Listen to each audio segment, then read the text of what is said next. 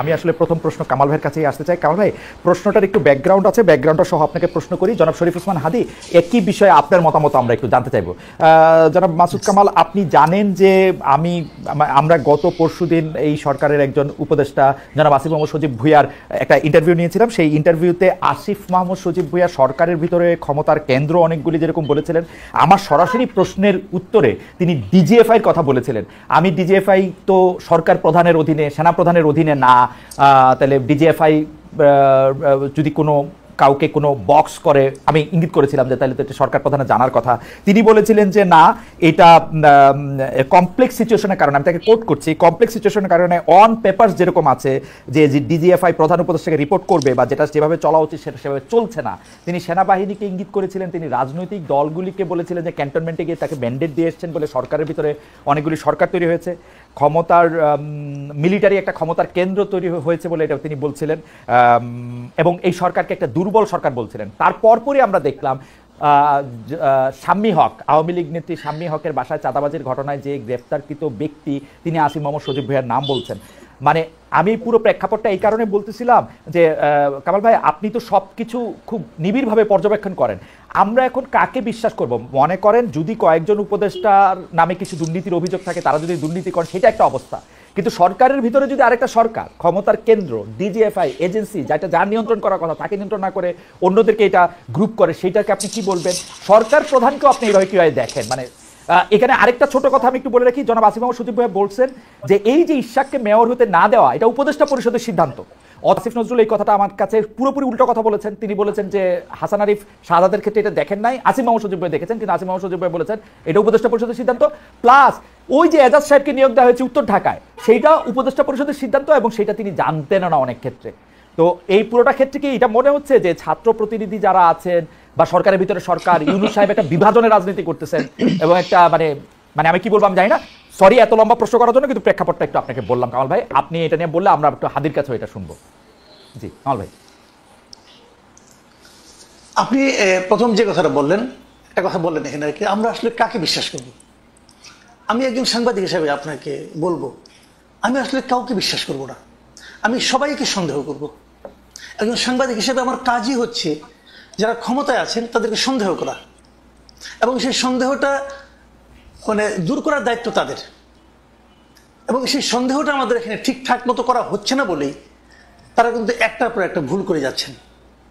আসিফ মাহমুদ সজীব ভুঁইয়া যেটা বলেছেন, আমি মানে সব তো আমার একসঙ্গে মনে থাকবে না, আমি যেগুলো মনে আছে এগুলি বলি। উনি যেটা বলেছেন এজাজের নিয়োগটা উনি জানতেনই না।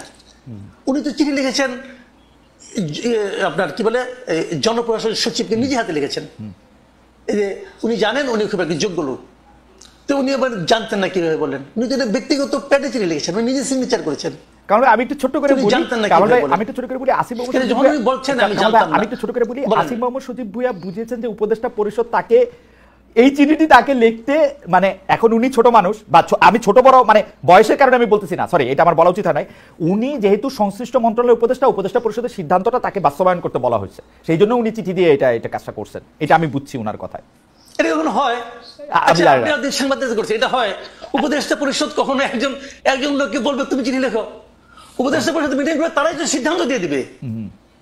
এটা কি হয় নাকি? আমরা তো ভাই কিছু কিছু জানি, কিছু কিছু বুঝি সিস্টেমটা। ওকে, তো ওনারা তো সিদ্ধান্ত দিয়ে দিবেন। এখানেও কিরকম হয়েছে যে উপদেষ্টা পরিষদ তাকে বলেছে ওকে শপথ দিও না, তাহলে ওখানে হাইকোর্ট যে রায়টা দিল ওই রায়টা কি ছিল?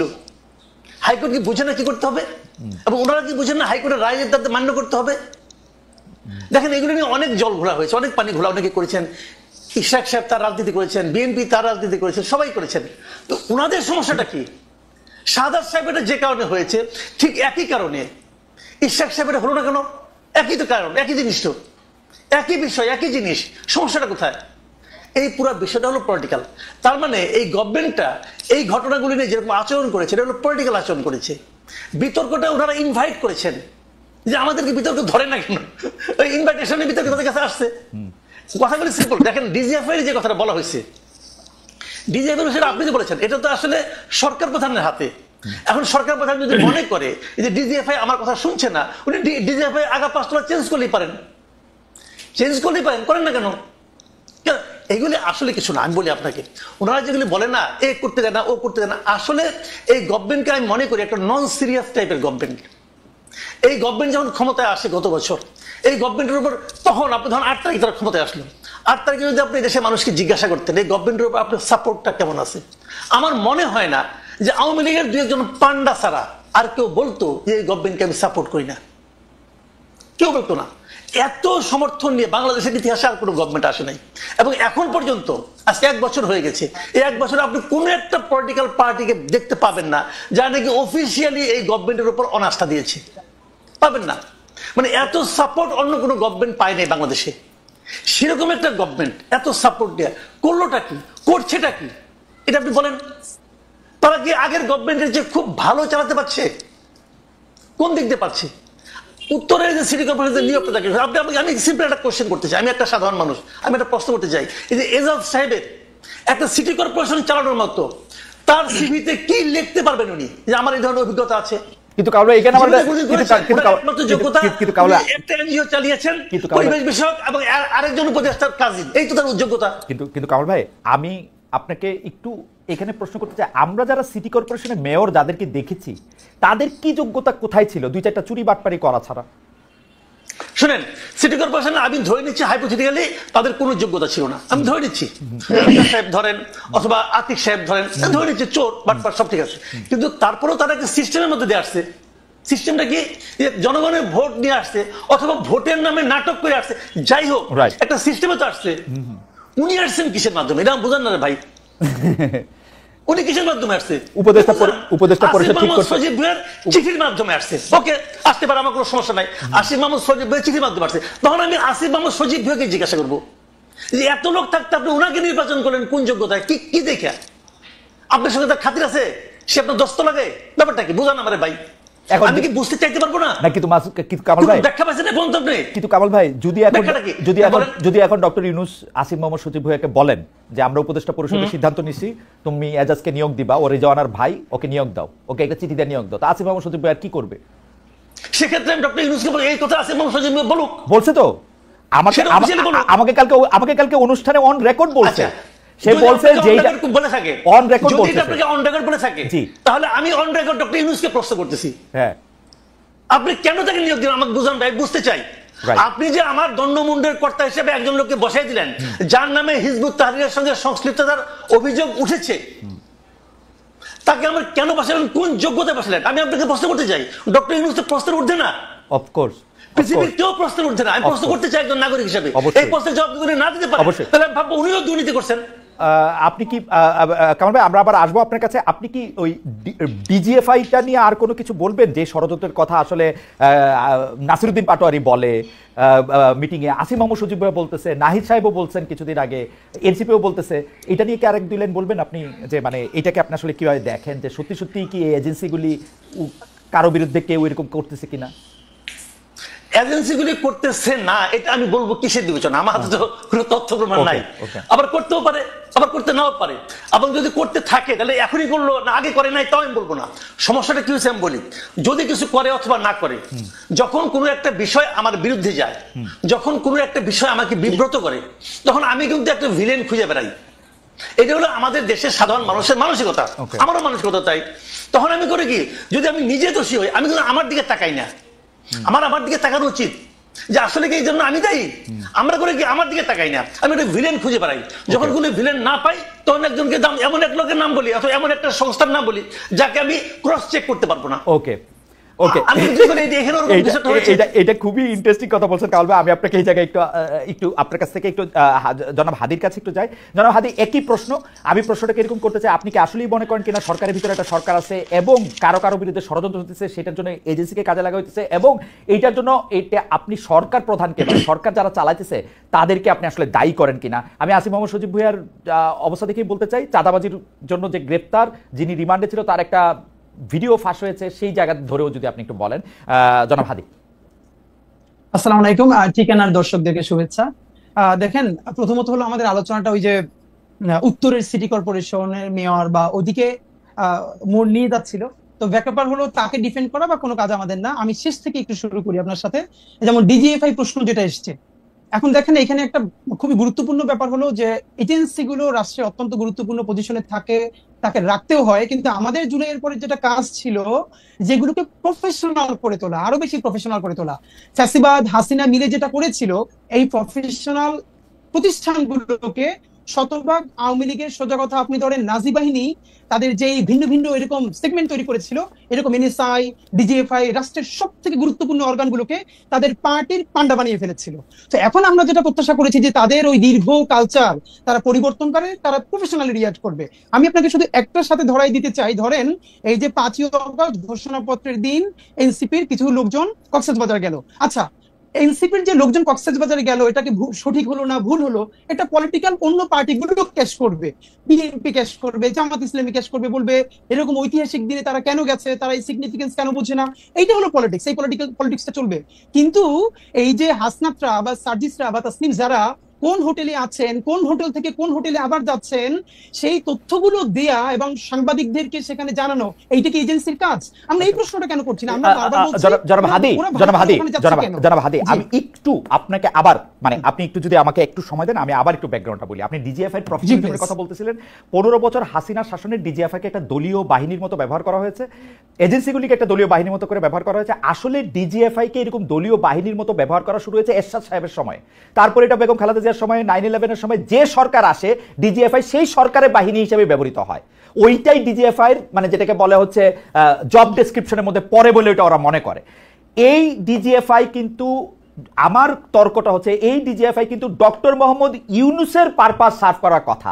আপনারা সেই প্রশ্ন কেন তুলতেছেন না যে এই ডিজিএফআই যদি ডক্টর মোহাম্মদ ইউনূসের পারপাস সার্ভ না করে, ডক্টর মোহাম্মদ ইউনূসকে দায়ী করা উচিত যে আপনার ডিজিএফআই এর উপর আপনার কন্ট্রোল নাই কেন? কারণ ডিজিএফআই কিন্তু সেনা প্রধানও কি বলে অ্যাকাউন্টেবল করে, সেনা প্রধানের উপর নজরদারি করে, সেনা প্রধানের আন্ডারে কিন্তু ডিজিএফআই না, নট এট অল। ওকে ওকে ওকে ওকে খালেদ ভাই, আমি একটু আপনাকে বলি, আমরা এই সরকার সম্বন্ধে একটা ফিডব্যাক গত 10 মাস ধরে দিয়েছি কমপক্ষে 100 বার, মিডিয়াও এটা প্রচুর আছে। আবার আপনাকেও আবার আজকে বলি, রিপিট করি, এই সরকার হলো বাংলাদেশের ইতিহাসের সব থেকে জনসমর্থিত সরকার এবং সব থেকে দুর্বলতম সরকার। এই দুটোই তার ক্ষেত্রে সত্য। সে সব থেকে জনসমর্থিত সরকার, গণ অভ্যুত্থানের সকল স্টেক তাকে বসিয়েছে, এবং সব থেকে দুর্বলতম সরকার এই অর্থে যে এখানে সে কন্ট্রোল নিতে পারে না। ব্যাপার হলো এটা, এই যে কন্ট্রোল নিতে কেন পারলো না, এটা নিয়ে দীর্ঘ আলাপ আছে। কিন্তু এখানে একটা দেখেন, ডক্টর ইউনূসের সাথে আর ইন্টারিমেরও যে একটা ভিন্ন জায়গা আছে, এইটা আমরা কিন্তু অ্যাড্রেস করি। আপনারা খেয়াল করবেন যে স্বাভাবিকভাবে এই সরকারের ব্যর্থতা তো ডক্টর ইউনূসের উপরে প্রথমে যাবেই, এটা যাওয়া অবশ্যই যাবে। কিন্তু আপনার খালেদ ভাই মনে থাকবার কথা, যেদিন ডক্টর ইউনূস বাংলাদেশে নেমেছেন সেদিন কিন্তু মাত্র 3টা উপদেষ্টা পদ খালি ছিল।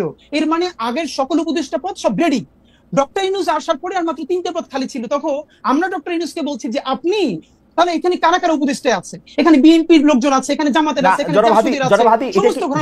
এটাকে আপনি হিয়ারসে বলতেছেন নাকি প্রামাণিক সাপেক্ষে বলতেছেন? কারণ আমরা জানি ডক্টর মোহাম্মদ ইউনূস হাসপাতালের বেডে শুয়েও উপদেষ্টা পদ চেঞ্জ করেছেন। আমরা তো, আর আমি ডক্টর ইউনূসের সাথে উনি প্রধান উপদেষ্টা হওয়ার পরে আমার কোনো কথা হয় নাই, কিন্তু আগের কথা আমি জানি যে আপনি যে বলতেছেন উপদেষ্টা পদে নিয়ে নেওয়া হয়েছিল, তো সেই 3 উপদেষ্টা পদে কি ডক্টর মোহাম্মদ ইউনূস ওই স্বাস্থ্য উপদেষ্টা, তারপরে এই যে এদের নিয়োগ দিচ্ছেন, এই যে এনজিও আরো 2জন যে এনজিও তাদের নিয়োগ দিচ্ছেন? না, হতে পারে, কিন্তু আমরা হলো যেটা বাকিদের কে নিয়োগ দিছে? এই সমস্ত গণ অভ্যুত্থানের শক্তি সবাই মিলে দিচ্ছে, কারণ পলিটিক্যাল পার্টি সবাই বসছে, বিএনপি বসছে, জামাত বসছে, এবি পার্টি বসছে, ছাত্ররা বসছে। কিন্তু আমাদের তর্কটা ওই জায়গা না। আমরা ভাই আপনারা যেটা মূলত বলতে চাই, দেখেন এই যে মাসুদ ভাই এখন পর্যন্ত যেটা বললো, মুশকিলটা হইলো, যেমন আপনি আমার সরাসরি আমার একটা পরিচয় আছে যে আমি এই জুলাই বিপ্লবের বলি অথবা জুলাই গণ অভ্যুত্থানের বলি, এটার একটা শরীক। আমরা সবাই মিলে হাসিনাকে তাড়াইতে বাধ্য করছি, এর মানে এগুলোর ব্যাপারে আমাদের কোনো গ্লানি নাই। কিন্তু মাসুদ ভাইয়ের ক্ষেত্রে যেটা ব্যাপার, মাসুদ ভাই দেখেন, আপনি যখন কথা বলছিলেন, আপনাকে তখন মাসুদ ভাই প্রথমে বলেছে একটা যে লীগের পান্ডা ছাড়া আর কেউ এটাকে অস্বীকার করবেন, এর মানে লীগকে তিনি প্রথমবার পান্ডা বললেন। এটা শুনে তো দর্শকরা খুশি হবে। একটু পরে যে কাজটা মাসুদ ভাই করেছেন, ওইটাই হলো বাংলাদেশের জন্য সামনে। জনাব হাদি, আপনি কি মাসুদ ভাইয়ের কথা বিশ্লেষণ করবেন? তাহলে আপনি মাসুদ ভাইয়ের কথা বিশ্লেষণ করেন, আমি আপনাকে স্মরণ করাই দেই যে মাসুদ ভাই লীগকে পান্ডাই প্রথমবার বলতেছেন না, দর্শককে খুশি করার জন্য বলতেছেন না, এবং গত 15 বছর ধরে অন্ততপক্ষে 50,000 বার তিনি এইসব কথা বলেছেন। আচ্ছা ভাই, তাহলে আমি আপনাকে মনে করাই দিই, মাসুদ ভাই যদি গত 15 বছর ধরে এটা বলে থাকে, এর সাথে আরেকটা সত্য হলো, শাহবাগে যখন নিকৃষ্টতম মব হয়েছে বাংলাদেশের, এবং সেটাকে আমার দেশ যখন ভীষণভাবে ব্যানার হেডিং করে এক্সপোজ করছে যে শাহবাগে ফ্যাসিবাদের পদধ্বনি, তখন মাসুদ ভাইয়ের প্রোফাইলে এখনো আছে 10ই ফেব্রুয়ারি 10 ফেব্রুয়ারি 2013 মাসুদ ভাই একটা স্ট্যাটাস দিছে আমার দেশের সেইটার, যে এইটার নাম যদি হয় সাংবাদিকতা তাহলে আমি লজ্জিত। এর মানে যেই শাহবাগ বাংলাদেশের বিচার ব্যবস্থা ধ্বংস করছে, রাষ্ট্র ধ্বংস করছে, পুরো সিস্টেমকে কোলাপস করছে, সেইটাকে যে পত্রিকা এক্সপোজ করার পরে পত্রিকার সম্পাদক জেল খাটছে, মাথা তার উড়ে দিছে। কিন্তু মাসুদ আপনাকে আমি আরেকটু মানে একটা সেন্টিমেন্টাল জার্নি করাই। আমার দেশ পত্রিকা কিন্তু শাহবাগের এই আন্দোলনকে সমর্থন করেছে। আপনি 2013 সালের 6 ফেব্রুয়ারি, 7 ফেব্রুয়ারি, 8 ফেব্রুয়ারি পত্রিকা দেখেন। 9 ফেব্রুয়ারি বা 10 ফেব্রুয়ারি, আমার আপনার মতো এত শার্প ব্রেন না, কিন্তু 9 ফেব্রুয়ারি এসে তারা এটাকে প্রতিধ্বনি বলেছেন, ফেসিবাদের প্রতিধ্বনি হোক, যে প্রতিধ্বনি বলেছেন সেটা বলেছেন। এখন ঘটনা হইতেছে যে আমরা সাংবাদিকতার ছাত্র ভাই, আমরা কোনো একটা পত্রিকার রিপোর্টে যখন একটা অবজেক্টিভ জায়গা থেকে যখন একটা সাবজেক্টিভ জায়গা নেওয়া হয়, আমরা আমাদের প্রাইভেট ওয়ালে মাসুদ ভাই জবাব মাসুদ ভাই দিবেন, মাসুদ ভাই আমার থেকে মানে আমি মাসুদ ভাই একদল করি এরকম ব্যাপারটা না। কিন্তু আমরা যখন কোনো কিছু সাবজেক্ট মানে এটা আমাদের ট্রেনিং ভাই, কোনো কিছু যখন অবজেক্টিভ জিনিসটা যখন সাবজেক্টিভ হইতে দেখি আমরা এটাকে প্রতিবাদ জানাবো। এবং আমরা কিন্তু প্রথম আলোর মন্তব্য প্রতিবেদনেরও প্রতিবাদ জানাতে দেখছি যখন এটা অবজেক্টিভিটির জায়গা থেকে সেটা সাবজেক্টিভিটিতে গেছে। দেখেন খালেদ ভাই, এই আলাপটা হলো পলিটিক্যাল কারেক্টনেসের জায়গা। মাসুদ ভাই তো শুধু সাংবাদিক না, মাসুদ ভাই মূলত যেটা করে এটা অ্যাক্টিভিজমই করে, এটা তো সমস্যা না। পৃথিবীর বহু বড় সাংবাদিকরা প্যারালালি সাংবাদিক এবং অ্যাক্টিভিস্ট, কোনো সমস্যা নাই। কিন্তু সমস্যা হলো মাসুদ ভাই যখন এই যে শাহবাগের প্রতিধ্বনি যখন আমার দেশ বলে এইটা যদি সাংবাদিকতা হয় তাহলে মাসুদ ভাই যখন লজ্জা পায়, সেই মাসুদ ভাই এইমাত্র যেটা করলো সে লিগকে পান্ডা পইলে পরের লাইনে বলতেছে যে আগের সরকারের চেয়ে ভালো চালাতে পারছে, এই সরকারের হাজারটা সমস্যা আছে, আমরা বলবো এই সরকারের দায়ও বাংলাদেশের সকল জনগণের চেয়ে দাদা পারবে না। কিন্তু আপনি কি এটাকে কোনোভাবে গত ফ্যাসিবাদী আমলের সাথে তুলনা করতে পারবেন? কেন তুলনা করলে কি হবে? আমি বলবো হাসিনা ফেসিবাদী সরকার ছিল, কিন্তু এই সরকার ফেসিবাদী না, কিন্তু হাসিনার চেয়ে অর্থনৈতিক বা রাজনৈতিকভাবে ভালো চালাইছে কি খারাপ চালাইছে। আমি যদি দেখি হাদি, আপনি আমাকে বলেন, কালকে আসিফ মাহমুদ সজীব ভুঁইয়া আমার অনুষ্ঠানে এসে বলছে যে এই সরকারের ভিতরে সরকার তার বিরুদ্ধে ষড়যন্ত্র করতেছে, এটাকে আমি কি বলবো? ভালো বলবো? আমি বলবো ও আয়শা বলছে যে ডিজিএফআই তার জায়গা থেকে ছবি তুইলা এজেন্সি করে বিদেশে পাঠাইতেছে, আমি এটাকে ভালো বলবো এই সরকারকে? যখন আমি জানি যে ডিজিএফআই হচ্ছে ডক্টর মাহমুদ ইউনূসের আন্ডারে। খালেদ ভাই, এই সরকারের সবথেকে বেশি সমালোচনা ইনকিলাব মঞ্চের চেয়ে বেশি কেউ করে নাই, শব্দ ধরে ধরে, বাক্য ধরে ধরে গত একটা বছর। আপনি জাস্ট পত্রিকা দেখেন, আপনি মিডিয়া দেখেন, কিন্তু প্রবলেম হলো আপনি যখন ফ্রেমিংটা, আপনি যখন একটু আগে বললো না যে এই যে ভাই একটু আগে বললো যে আপনি যখন জিজ্ঞেস করলেন মাসুদ ভাইকে যে তাহলে এর আগের যে ওই যে বর্তমান উত্তরের মেয়র সে যোগ্য না, তাহলে আসলে যোগ্যতাটা কি? তখন ভাই বললো যে ধরে নিচ্ছি তারা চোর, মানে ধরেন খোকা ভাইয়ের কথা বলেছে, আদিক সাহেবের কথা বলেছে। এর মানে মাসুদ ভাই বলছেন ধরে নিচ্ছি চোর, এর মানে কি চোর ধরে নেওয়া লাগবে? তারা চোর না। আমি আপনাকে বলি, আপনি অনেক জনপ্রিয় মানুষ, প্রচুর লোক আমাদের এখানে আপনাকে দেখতেছে, কিন্তু আপনি কিন্তু মানে আমি জানি না মানে আপনি খেয়াল করতেছেন কিনা, ধরে নেই চোরের পাশাপাশি উনি যে কথাটুকু স্ট্রেস দিচ্ছেন সেইটা হচ্ছে যে উনারা একটা সিস্টেমের মধ্যে আসছেন, ভোট বা ভোটের নামে প্রহসনের নামে, ভোটের নামে প্রহসনের নামে। আর উনি আসছেন, আর এজাজ সাহেব আসছেন কালকে আসিফ মাহমুদ সজীব ভাই বলছে যেটা সরকারের উপদেষ্টা পরিষদ সিদ্ধান্ত নিয়েছে আমাকে দিয়ে, মানে আমি এটা এক্সিকিউট করছি মাত্র। এখন খালেদ ভাই, এটা কি আপনার কাছে ভালো সিস্টেম লাগতেছে? আমার কাছে ভালো উত্তর আছে, আমার কাছে ভীষণ ভালো উত্তর আছে, আমি দিব না। যদি আমি সরকারের স্পোকসপারসন হইতাম আজকে, আমি যদি শফিক ভাই হইতাম অথবা আমি যদি এনসিপির মুখপাত্র হইতাম, তাইলে আমি উত্তরগুলো দিতাম। কিন্তু আমি যেহেতু ইনকিলাব মঞ্চের মুখপাত্র, এই সরকারের আমি তো হাজারটা ক্রিটিক করি, সুতরাং আমি তাকে ডিফেন্ড করব না। আমি শুধু বলে নিচ্ছি যে এই যে শব্দগুলো চয়নের জায়গা, যে ধীরে ধীরে যেরকম ন্যারেটিভ নির্মিত হয়, আমি শুধু এই জায়গাটা ফোকাস করি। আমার মনে হয় যে আমি হাদি সাহেবকে বুঝতে পেরেছি। আমি কামাল ভাই আপনার কাছ থেকে একটু জানতে চাই, এইটা কিন্তু সত্যি কথা, আপনি মাঝে মাঝে যেহেতু আপনি অনেক জনপ্রিয় মুখ, আপনার কথায় শব্দ চয়নে অনেক সময় মনে হয় যে আপনি আওয়ামী লীগকে এই সরকারের থেকে ভালো বলতেছেন, আওয়ামী লীগ আপনার দ্বারা বেনিফিটেড হইতেছে, এটাও মনে হয়। এবং আপনি হাদিকে শুনেছেন, আমার কোনো প্রশ্ন এই পর্যায়ে নাই, আপনি যদি এটাকে একটু অ্যাড্রেস করেন। সরি দেখেন, আমি বলি আপনাকে, জি আমি কিন্তু মানে এখানে হাদি যে কমপ্লেনগুলো আমার বিষয়ে তুলেছেন আমি খুব খুশি হয়েছি এই কারণে এই প্রশ্নগুলোর আমি আসলে জবাব দিতেই চাই, কিন্তু দেওয়ার সুযোগ পাই না। মনে করুন আমি যদি হুট করে বলি, বলবো ভাই তোমার তো জিজ্ঞাসা করি না, তুমি বলো কেন? কি ঝামেলা, প্রশ্নগুলি উত্তর দেওয়া দরকার। আমি একটা একটা করে বলি, প্রথমত বলি, শেষ থেকে বলি যে এই সরকারের চেয়ে আওয়ামী লীগ সরকার ভালো, এটা আমি কখনো উচ্চারণ করিনি এবং ঘুণাক্ষরে চিন্তাও করি না। আমি চিন্তাও করি না, এটা আমার চিন্তার বাইরে। কারণ এই সরকার খারাপ কিছু করলে আমরা বলতে পারতেছি। আমি ডক্টর ইউনূসের কোনো একটা কাজ পছন্দ না হলে আমরা বলতে পারতেছি।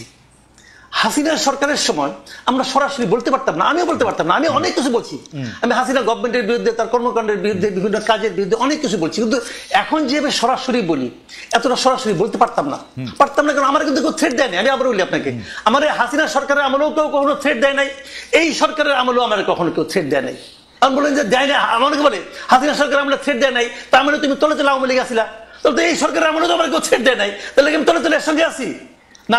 কামাল ভাই, আমি একটু যোগ করি, হাসিনা সরকার আমলে এটা ভয়াবহ ছিল, কারণ আমি যেহেতু এই বিজনেসে আসি, মানে সরি এই চাকরিতে আসি 28-29 বছর ধরে, আমি কিন্তু খেয়াল করি। কামাল ভাই, আপনি দেখেন এখন কিন্তু যে কোনো টেলিভিশন, যে কোনো আপনাকে ডাকতে দ্বিধা করে না, বরং আপনাকে চায়, আপনি সময় দিতে পারেন না, যদিও আপনি সরকারের প্রতি অনেক বেশি ক্রিটিক্যাল, কিন্তু যখনই আপনি আওয়ামী লীগ সরকারের প্রতি ক্রিটিক্যাল ছিলেন, আমরা বিদেশে বসে আপনাকে পাইতে হইতো, অন্য টেলিভিশন আপনাকে ডাকতে সাহস করতো না। এই একটা স্পষ্ট তফাৎ আছে, এই স্পষ্ট বুঝতাম না। জি, আমি ওটা হয়তো ওটা আমি বুঝতাম না, কিন্তু আমি যেটা বুঝতাম, আমি বলি আমাকে 2-1 বার ডিজিএফআই থেকে কফি খাওয়ার দাওয়াত দিছে, রাইট, আগের আমলে, বাট আমি যাইনি। আমি বলছি আমার সময় নাই, তারা কিন্তু আমার সঙ্গে অভদ্র আচরণ করে না, ধমকায় নাই, এবং তাই বলে ওদেরকে আমি সমর্থন করি? নো, কোনো বিবেচনাতেই করি না। এবং আমি আবারও তো বললাম যে আমি এই সরকারের চেয়ে ওটাকে ভালো, বেটার এটা মনে করার কথা আমি চিন্তাও করি না, কারণ ওই সরকারে এত এত সমস্ত লোক ছিলেন, খোদ সরকার প্রধান থেকে শুরু করে শেখ হাসিনা সম্পর্কে আমি যে সমস্ত কথাবার্তা বলেছি, হাদি হয়তো ভুলে গেছে, হয়তো অন্য কিছু নিয়ে ব্যস্ত ছিল, আমার মতো ক্ষুদ্র মানুষের কথা তার খেয়াল করার দরকার নাই। কিন্তু আমি আবারও বলি যে আমি কখনোই তাদেরকে, মানে আমি মনে করি বাংলাদেশের সবচেয়ে বড় ক্ষতিটা শেখ হাসিনা এবং তার আশেপাশের লোকজন করে দিয়ে গেছেন ভাই, এটা রিয়েলিটি, এটা মানতে আমার কোনো দ্বিধা নাই, আগেও শুনে এখন। আমি টু দ্য পয়েন্ট একটা প্রশ্নের জবাব দিই, যে প্রশ্নের জবাব আপনি কিছুটা দিয়েছেন, সেটা হলো যে শাহবাগের ওই আন্দোলন নিয়ে, ওইটা নিয়ে ওই সময়ে ইনকলাবের যে জিনিসটা হয়েছে, আমি ওইটাকে জার্নালিজম মনে করি না। না, ইয়াতে আমার দেশ পত্রিকায় আমি মনে করি, আমার দেশ, সরি ইনকলাব তো আমার দেশের, ওটাকে আমি জার্নালিজম এখনো মনে করি না। আমি মনে করি অ্যাক্টিভিজম এবং জার্নালিজম দুটো ডিফারেন্ট জিনিস, টোটালি পার্থক্য, মানে আলাদা জিনিস একটা। উনি যেটা করেছেন, মাহমুদুর রহমান সাহেব, উনি আসলে সাংবাদিক না তো ভাই, এটা বলে লাভ নাই। আমার একটা প্রশ্ন আছে, কারণ ভাই আপনি আমার দেশের মাহমুদুর রহমান সাহেবের জার্নালিজমকে জার্নালিজম মনে করলেন না, কিন্তু 10 বছর ধরে আমাদের অন্যান্য পত্রপত্রিকা বা সাংবাদিকরা যা করছে তা কি জার্নালিজম ছিল? তারে কি আপনি এত কঠিনভাবে আক্রমণ করছেন, নাম ধরে বলছেন? আমি একটা কথা বলি আপনাকে, কয়েকদিন আগে জনকণ্ঠ দখল হয়ে গেল, কয়েকদিন আগের কথা, দখল হয়ে গেল, আবার চলে আসলো, ওরা আবার আপোষ করে ফেলাইলো।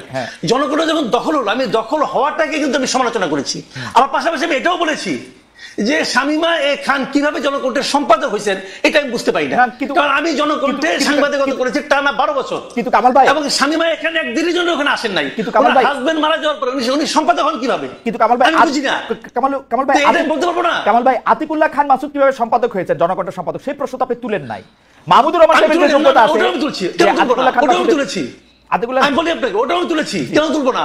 ওইটা আমি বলি, ওটা আমার একটা লেখা আছে ভাই, আমি রিপোর্টার্স ভয়েস যেটা আছে, সেই ডিআরইউ ম্যাগাজিন বের হয়, ওখানে আমি স্পষ্ট করে লিখেছি যে উনি কিভাবে সম্পাদক হলেন, মালিক হিসেবে সম্পাদক হলেন, সবাই তারা মাইনে নিছে, তখন আমি জুনিয়র রিপোর্টার, আমি মেনে নিছি, বলেছি আমি ওখানে, এটা কেন বলবো না ভাই? বাংলাদেশে তো সবাই, বাংলাদেশে তো সবাই মালিক সম্পাদক। আনার হোসেন মঞ্জু কিভাবে সম্পাদক হলেন ইত্তেফাকের?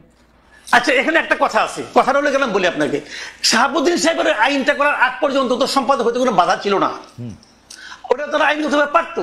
পরবর্তীতে আইনটা অন্যরকম কঠিন হয়েছে, সেই কঠিনে এখন কি হয়, এখন সাংবাদিক হতে হলে ওনারা একটা বাইপাস করে একটা মানে সার্টিফিকেট ম্যানেজ করে কোন একটা আন্ডারগ্রাউন্ড পত্রিকা থেকে, যে এই পত্রিকা উনি এত বছর ধরে সাংবাদিকতা করতেছেন, অতএব উনি সম্পাদক হতে পারবেন, এটা ম্যানেজ করে নেয় তারা সবাই, এবং আমার ধারণা তারা এইভাবেই সম্পাদক হয়েছেন। তবে আমি যেটা বলছিলাম যে তখন ওই মূল পয়েন্ট আসে, তাহলে পরে আবার জবাব দেওয়ার সময় পাবো না, পরে প্রশ্ন উঠবেও না। এটা হলো আমার দেশের ওই হেডলাইন, ওই নিউজটা আমি পড়েছি ভাই, ওইটাতে যেটা ছিল দ্যাট ওয়াজ নট জার্নালিজম, কথা পরিষ্কার। ওই উনি যে প্রেডিক্ট করেছেন, উনি যেভাবে লিখেছেন, ওটা ছিল অ্যাক্টিভিজম, এবং ওই activism maybe right, maybe not right, সেটা অন্য হিসাব, ওই আলোচনা আমি যাচ্ছি না, কিন্তু ওটা জার্নালিজম না। আমি সেটাই বলেছি যে এটা যদি সাংবাদিকতা হয় তাহলে ভাই আমার অবজারভেশন এটা, আমি কিন্তু আমার ওখান থেকে, কামাল ভাই, সাংবাদিকতা তো পৃথিবীতে বহু রকম, আপনি একরকম সাংবাদিক, আপনি দুজন ক্লাসেই পড়ছি যে এটা বহু রকম আছে, আপনি এটা সাংবাদিকতা না, এটা কেমনে বলবেন মাসুদ ভাই? না, আমি এখনো যেটা, অনেক সাংবাদিকতার ধরন আছে, অনেক সাংবাদিকতার স্কুল আছে, এক এক স্কুলিং এক এক রকম, কোনো সমস্যা নাই। আমি তো আমার স্কুলিংটা নিয়ে বলবো, আমি যেভাবে শিখেছি, আমি যেভাবে ভেবেছি, আমার ভাবনার সঙ্গে যায় না, অতএব বলছি না কিন্তু কামাল ভাই, সমস্যাটা কি? কিন্তু আমি কামাল তো ভাই, আমার কথা বলেছি ভাই। কামাল ভাই, আপনি যদি এই আপনার লিটমাস পেপারে ঘষেন তাহলে আমেরিকার অর্ধেক টেলিভিশন বাদ করে যাবে, অর্ধেক নিউজ পেপার বাদ করে যাবে, লন্ডনের অর্ধেক নিউজ করতেই পেপার বাদ পারে। করে যাবে, ভারতের এই অনেক কিছু বাদ করে যাবে। করতেই পারে। ভারতে তো টিকবেই অল্প কয়টা। তাহলে হতে পারে। যেমন আমি মনে করেন পারছেন, আমি এমনকি আমি ভারতের সবচেয়ে জনপ্রিয় পত্রিকা যেটা বাংলায় আনন্দবাজার, ওটাকে আমি সাংবাদিকতা মনে করি না। কারণ আমি মনে করার অধিকার, আমার নিজস্ব মতামত আমি কি আমার ফেসবুকে দিতে পারবো না? ওকে ওকে, আপনি আমি আমার মতামত দিচ্ছি। আপনি কি আরেকটু বলবেন? আমি তো তাহলে সবাইকে আমি মানার জন্য বাধ্য করি নাই। আবার একটু হাদির কাছে যাইতাম। হাদির, আপনি কি আরেকটু বলবেন বা নাকি আপনি এখন একটু জনাব হাদির কাছে যাই? জনাব হাদি, আপনি তো বলবেনই, কিন্তু আমি আপনার কথা একটু উদ্ধৃত করি। আমি আপনাকে অনেক লক্ষ্য করি, আপনার বক্তব্যের মধ্যে অনেক ডিরেক্টনেস থাকে। আমি আপনাকে একটু কোট করি হাদি। আপনি বলছেন যে যাদের অ্যান্ড্রয়েড ফোন কেনার সামর্থ্য ছিল না তাদের হাতে এখন আইফোন। এটা কাদের উদ্দেশ্যে দিয়েছেন? মানে এটা কি, মানে এই বক্তব্যকে এনসিপির কারো গায়ে লাগতে পারে? মানে প্রায় একই সময় জনাব মাহফুজ আলমও একটা স্ট্যাটাস দিয়েছিলেন, পরে যেটা আবার তিনি কারেক্ট করেছেন যে কেউ যখন মানে তিনি ইঙ্গিত করেছিলেন নতুন একটি রাজনৈতিক দল যদি দেখে যে এর মধ্যে অনেকেই দুর্নীতির সাথে জড়িত, একজন যদি না করে, তাহলে এইটা কি আপনি একটু বলবেন? এই আর্থিক অভিযোগ, আন্দোলনের বিভিন্ন শ্রেণীর সমন্বয়ক বা সদস্যদের বিরুদ্ধে অনেক আর্থিক অভিযোগ যে রয়েছে, সেটা সম্পর্কে আপনার অবজারভেশনটাকে একটু আপনি বলবেন, যেহেতু ইনকিলাব মঞ্চ, হ্যাঁ আমি বলছি ভাই, বলছি ইনকিলাব মঞ্চ মানুষের কাছে। জি হ্যাঁ, শিওর শিওর। এইটা আমি যেই প্রোগ্রামে বলেছিলাম যে যাদের হাতে অ্যান্ড্রয়েড ফোন মানে থাকতে কষ্ট হয়েছে, এখন আইফোন টি শার্ট দামি, এই মঞ্চে দুইজন উপদেষ্টাও ছিলেন, কিন্তু প্রোগ্রামটা ছিল মূলত ওসমানী স্মৃতি মিলনায়তনে প্রায় 1000-এর মতো বাংলাদেশের জুলাই আহত যোদ্ধা, যাদের একদম অনেকের চোখ নাই, হাত নাই, দেখলেই বুঝে যায় সারা দেশ থেকে ওনারা এসেছিলেন। তো স্বাভাবিকভাবে এখানে অনেকে আমন্ত্রিত ছিলেন সব রাজনৈতিক দল থেকে, কিন্তু এখানে বক্তৃতার স্পিরিটটা ছিল যে বিএনপি বলি, জামাত ইসলামী বলি, অপরাপর অন্যান্য দল বলি, তাদের ব্যাপারে যে বিভিন্ন অভিযোগ, এই অভিযোগগুলো মানুষ মানে নতুন না বলেই মানুষ একটা গণ অভ্যুত্থানের মুখদেরকে পছন্দ করেছে। এখন ধরেন বাংলাদেশের সমস্যাটা হলো গণ অভ্যুত্থানের একমাত্র মুখ মনে করা হয় এনসিপি কে। না রে ভাই, এনসিপি ছাড়াও যারা এনসিপি তে যোগ দেয় না, এরকম আরো অনেকগুলো স্টেক হোল্ডার আছে যারা পলিটিক্স করতেছে না, সরাসরি পার্টিতে জয়েন করে না, কিন্তু গণ অভ্যুত্থানের বিশাল শক্তি। তো আমরা যেটা স্পষ্ট করে বলি যে যেই ছেলেটা যেই মেয়েটা আন্দোলনের প্রধান মুখ ছিল বা ছোট করেও ছিল, তাদের যদি ছোট নৈতিক পদস্খলন ঘটে, এটা আমাদের রক্তক্ষরণ হয়। এর কারণ হলে মানে কি, আমরা এটা বলেছি বিএনপি চাঁদাবাজি করতে পারবে, জামাত করতে পারবে, বা অন্যান্যরা করলে সমস্যা নাই, তোমরা করলে সমস্যা না, এটা আমরা স্পেসিফিকলি শুধু এনসিপি কেও বলি নাই। আমরা বলেছি যে মুখগুলোর দিকে তাকিয়ে বাংলাদেশে, ভাই আমি এখন আপনার সাথে যেখানে শো করছি, এই সামনের রাস্তায় আমি 8-এর বাচ্চার জানাজা পড়েছি, এই জুলাইয়ের সময় 8-এর বাচ্চার জানাজা পড়েছি। তো বাবা মা ভাই বোন মিলে পরিবার নিয়ে যারা রাজপথে নেমেছে বুলেটের সামনে, এই মুখগুলোর জন্য, এই মুখগুলো যদি কোনোভাবে সামান্য নৈতিক পদস্খলন ঘটে, মানুষের হৃদয়ে রক্তক্ষরণ হয়। সুতরাং আমার জুলাইয়ের আহত ভাইদেরকে অ্যাড্রেস করে বলেছি, ইনক্লুডিং মি, আমাকেও বলেছি যে আমরা কোনোভাবে করাপ্টেড হতে পারবো না, তাতে বিএনপি হোক, জামাত ইসলামী হোক, যে যা হোক, ইভেন যদি আপনি করাপ্টেড হতে পারবো না, এটা তো একটা পায়াস উইশ, কিন্তু আপনি তো অলরেডি করাপশনের একটা এলিগেশন দিবেন। কারণ অ্যান্ড্রয়েড ফোনের দাম আমরা গড়ে ধরে দিতে পারি 20-25 হাজার টাকা, আইফোনের দাম হচ্ছে 2-2.5 লাখ টাকা, 1.5 লাখ টাকা এক এক হিসাবে। আপনি তো অলরেডি একটা এলিগেশন দিবেন যে আইফোনের মালিক হয়ে গেছে, এটা আপনি কাদের দিবেন?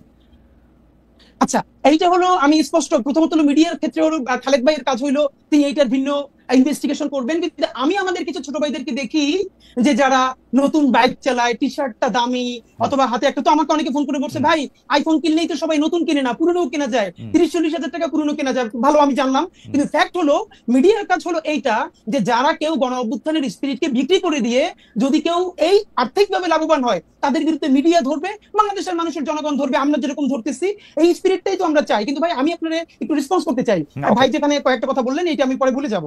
এক নম্বরে হলো ভাই যেটা বললেন যে মাহমুদুর রহমান সাংবাদিক না, আমি খালেদ ভাইয়ের কাছে বিনীতভাবে জানতে চাই, মাসুদ কামাল ভাইয়ের কাছে জানতে চাই, বাংলাদেশের যে সাংবাদিকতার নীতি নৈতিকতা আছে বা নীতিমালা নিশ্চয়ই আছে, পিআইবি আছে, প্রেস ক্লাব আছে, আর অন্যান্য যে মিডিয়া আছে, মানে প্রতিষ্ঠান আছে, এইখানে এক্স্যাক্টলি এই সাংবাদিক হয়ে ওঠার যে নিয়ম, এইখানে কি কি নীতিমালা আছে, যেই যে নীতিমালা মাহমুদুর রহমান ভায়োলেট করে আমার দেশের সম্পাদক হয়েছেন। নাম্বার 2, মাহমুদুর রহমান আমার দেশের সম্পাদক হওয়ার বহুদিন আগে থেকে বিবিসি বাংলার সাবেক বড় সাংবাদিক এবং বাংলাদেশের প্রতিনিধিত্ব সাংবাদিক আতাউস আমাদের মতো মানুষ, যিনি আমার দেশের দীর্ঘদিন উপদেষ্টা সম্পাদক ছিলেন, তার পাশে বসে বসে কাজ শিখেছেন। নাম্বার 3, আমার দেশ তিনি কোনোদিন দখল করেন নাই, তাকে সবাই মিলে আমার দেশ দিয়েছে যে প্লিজ আপনি চালান, পত্রিকাটা বন্ধ হয়ে গেছে। নাম্বার 4, খালেদ ভাই আপনাকে একটা বলা দরকার, মাসুদ ভাই যেটা বলেছেন যে এই কথাটা মিলে গেছে আওয়ামী লীগের অ্যাপিলেট ডিভিশনের বিচারপতিদের মতো। কিরকম? শফিক রেহমান বর্তমান যে অ্যাপিলেট ডিভিশন আগে ছিল, তাদের বিরুদ্ধে একদম স্পষ্ট একটা অভিযোগে কলাম লিখেছিলেন, আমার দেশ চেপেছিল। শফিক রেহমান এবং মাহমুদুর রহমানকে হাইকোর্ট নিয়ে ঘন্টার পর ঘন্টা দাঁড়িয়ে রেখেছে, বলেছে ট্রুথ ইজ নো ডিফেন্স। সেইটার পরে আমার দেশকে সম্পাদককে বলতেছে বাই চান্স এডিটর, এর মানে অ্যাপিলেট ডিভিশনের যে আওয়ামী লেসপেন্সাররা ছিল তারা মাহমুদুর রহমানকে আচ্ছা জনাব হাদি, আপনি মানে জনাব হাদি আমরা আসলে অনেকগুলি বিষয় আলোচনা করব, আপনি এই বিষয়টা নিয়ে স্পেসিফিক কথা বলেছেন, মাসুদ কামাল ভাই এটা একটু বলুক, এটা একটু বলি, আর আপনি যে এটা কথা বলতেছেন যে ট্রুথ ইজ একটা কথা আমি একটু ভাইকে শাহবাগে বলতে চাই প্লিজ, একটা কথা। একটা সেটা হচ্ছে, আর একটা ব্যাপার হলো, হ্যাঁ ভাইয়ের যে এথিক্স, মাসুদ কামাল ভাইয়ের মনে হইলো যে ওইটা অ্যাক্টিভিজম হয়েছে, সাংবাদিকতা হয় নাই। তো আমার পরবর্তীতে কথা হলো, এরপর যে শাহবাগে রাষ্ট্রদ্রোহিত হইলো, দিনের পরে দিন তারা পতাকা উড়াইতেছে, সরকারি অফিস বন্ধ রাখতেছে, নিকৃষ্টতম মব করতেছে, ঠিক মাসুদ কামাল ভাইয়ের টাইমলাইনে পুরো শাহবাগের মব সন্ত্রাসের সময় কয়দিন তিনি সেইটার সমালোচনা করছেন? মাত্র 50 জন লোক ছিল, আমি সামনে সাক্ষী, সেইটার 500 লোক কইরা পত্রিকা দেখাইছে। তো সেইটা কি সমালোচনা করছে? কামাল ভাই এটা আপনি একটু যদি অ্যাড্রেস করেন, একটু সংক্ষেপে যদি আপনি অ্যাড্রেস করেন। দুইটা প্রশ্ন, এক হচ্ছে মাহমুদুর রহমান সাহেব কোন নীতিমালা ভঙ্গ করেছেন সেটা একটা সম্পাদক হতে গিয়ে যে আপনি সাংবাদিক মনে করছেন, আর দুই হচ্ছে যে আপনি শাহবাগ যেটা মব সন্ত্রাস বলছেন সেইটার ক্ষেত্রে আপনি কি বলেছেন? মানে বিষয়টা হলো কি, উনি একজন সিনিয়র মানুষ, উনি আগে সরকারের আমলে মানে বিএনপি গভর্নমেন্টের আমলে উপদেষ্টাও ছিলেন, কিন্তু জ্বালানি বিষয়ে উপদেষ্টা ছিলেন। হ্যাঁ, আমি তখন আমার দেশে ছিলাম, আমি তো আমার দেশে চাকরি করছি ভাই। আমার দেশের শুরুটা তো হচ্ছে আমাদের হাত দিয়ে, যারা আমার দেশ শুরু করেছে তাদের মধ্যে আমি একজন। আমার দেশে আমি 3 বছরের উপরে চাকরি করেছি। আমি চলে যাওয়ার পর এখানে জামাতের কিছু মালিকানা ঢুকলো, এবং তারপর আমার দেশে মাহমুদুর রহমান সাহেব আসতেন। আতস সামাদ স্যার উনি আমার টিচার, এবং ওনার সঙ্গে বসে আমিও কাজ করেছি, কাজে এটা নিয়ে কোনো আপত্তি নাই। বাট একটা জিনিস হলো কি, আমার দেশের সম্পাদক হওয়ার আগ পর্যন্ত আমি জানতাম না যে মাহমুদুর রহমান সাহেব সাংবাদিকতা করেছেন।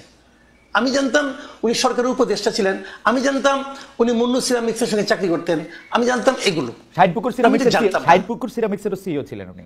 সরি, মুন্নু সিরামিক্স না, শাহিনপুকুর ছিলেন, মুন্নু ছিলেন। উনি মুন্নু সিরামিক্সের তো মালিকের মেয়ের জামাই। মুন্নু থেকে উনি শাহিনপুকুরে আসছেন। শাহিনপুকুর সিরামিক্সটা উনার হাত দিয়ে করা। সালমান রহমানের প্রতিষ্ঠান। জি, সালমান রহমান। হ্যাঁ, উনি সালমান রহমানের প্রতিষ্ঠানে ছিলেন, চাকরি করতেন। তো তারপরে সরকারের উপদেষ্টা হয়েছিলেন। তো এর মধ্যে উনি সাংবাদিকতা কবে করেছিলেন আমি জানি না ভাই, হাদি জানতে পারে। আর আতস সামাদ যার পাশে বসে, আতস সামাদের পাশে বসে আমরা কাজ করেছি, আতস সামাদের আমি ক্লাসও করেছি ভাই, বিভিন্ন রকম, যাক সেটা অন্য হিসাব। তো হতে পারে, তারপরেও হতে পারে, মালিক হলে অনেকে হয়ে যায়, তো সেটা হতে পারে, মানতে পারে, অনেকে মানতেও পারে। বাট আমার কাছে ওনাকে আমি এইভাবেই মূল্যায়ন করি। রাইট, আমি মনে করি উনি পেশাদার সাংবাদিক ছিলেন না, আগে কোনোদিন পেশাদার সাংবাদিক নয়, একবারে সম্পাদক হয়েছেন। বাট এটা আমার পছন্দ না, আমি কি করবো ভাই? আচ্ছা, এটা গেল একটা। আপনি অন্য অন্যায়ের বিরুদ্ধে প্রতিবাদ করেছেন কিনা? শাহবাগে একটা রাষ্ট্রদ্রোহিতা হয়েছে, সেটার বিরুদ্ধে প্রতিবাদ করেছেন কিনা? আপনার ফেসবুক স্ট্যাটাস দিয়েছেন। মানে রাষ্ট্রদ্রোহিতাটা কখন? মানে ওই সময় যেটা হয়েছিল ওইটা, যখন হচ্ছে আইন চেঞ্জ করে আবার একটা ফাঁসির। আচ্ছা, আমি এটা বলি, ওই সময় আমি একটা কথা, একবার একটা আর্টিকেল লিখেছিলাম এক জায়গায়, সেই আর্টিকেলটা কি আমি একটু আপনাদের বলি। আমি বললাম যে শাহবাগে যে এই যে এত লোক আন্দোলন করতেছে, আন্দোলনটা কেন? আন্দোলনটা হলো কাদের মোল্লার বিরুদ্ধে একটা রায় যেটা হয়েছে, সেই রায়ের আপত্তি। রায়টা কে দিয়েছে? একজন বিচারক দিয়েছে। তাহলে ভুলটা করলে কে করছে? কাদের মোল্লা করছে না ওই বিচারক করছে? বিচারক করছে, অবশ্যই ওই বিচারক করছে। ওই বিচারকটা কে? কেউ নাম জানে? আমি এই প্রশ্নটা করেছিলাম। এই যে এখানে এত লোক আছে, তারা তো ওই বিচারকের বিরুদ্ধে স্লোগান দিচ্ছে না। ভাই শুনেন, আমি কোনো পলিটিক্স করি না, 1 নাম্বার। আমি কোনো দল করি না, কোনো দলের প্রতি আমার কোনো অনুরাগ কিংবা বিরাগ নাই। আমি সাংবাদিকের দৃষ্টি থেকে দেখি, আমার কাছে মনে হয়েছিল ওই যে লোকগুলি জমায়েত, ওই যে মানে হাজার হাজার লোক জমায়েত হয়েছিল দীর্ঘদিন, ওই লোকগুলি একটা ঘোরের মধ্যে ছিল। ওদের মধ্যে তাদেরকে ঘোরের মধ্যে রাখা হয়েছিল। এই কারণে যে আপনারা আন্দোলন করতেন, আন্দোলন তো স্লোগানটা ওঠা কথা ছিল বিচারকের বিরুদ্ধে, সেই রায়টা কেন দিল? আমার মনে হয় কামাল ভাইয়ের পয়েন্ট তুলে ধরে